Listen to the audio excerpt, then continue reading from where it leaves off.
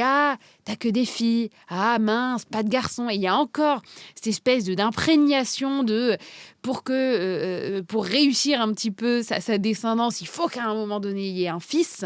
Et ça reste encore très imprimé dans nos sociétés, dans nos mentalités. Et il faut qu'on arrive, une fois pour toutes, à s'en débarrasser. On est passé des sœurs soumises, des sœurs non désirées au final, à aujourd'hui on commence à être sur les sœurs beaucoup plus indépendantes, puissantes, fortes.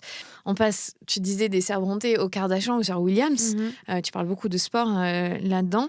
Qu'est-ce qui a fait qu'on a pu avoir cette évolution jusqu'aux années 2020 ? C'est le poids des représentations. Quand on est petit, et voilà, on se construit avec les dessins animés qu'on regarde, les histoires que votre maman vous raconte, ce que vous voyez à la télé aussi, et la façon dont on raconte les histoires. Il y a un exemple, moi, que j'adore, dont je parle dans le livre, c'est évidemment La Reine des Neiges. Et La Reine des Neiges, c'est quoi ? C'est, pour le premier épisode, une conclusion, une résolution où c'est non plus un prince charmant qui vient sauver sa princesse, mais la princesse qui se rend compte qu'elle est sauvée par la puissance de l'amour que lui porte sa sœur. Et donc ça, pour des millions de petites filles qui vont regarder ce dessin animé-là, ça va les faire envisager un petit peu différemment les relations sororales qu'elles peuvent avoir soit avec leurs sœurs, soit avec leurs amis, et de se dire que l'aboutissement ultime et réussi n'est pas nécessairement le mariage, ils se marient, beaucoup d'enfants, mais que ça peut être d'autres formes de solidarité féminine, et notamment celle-là.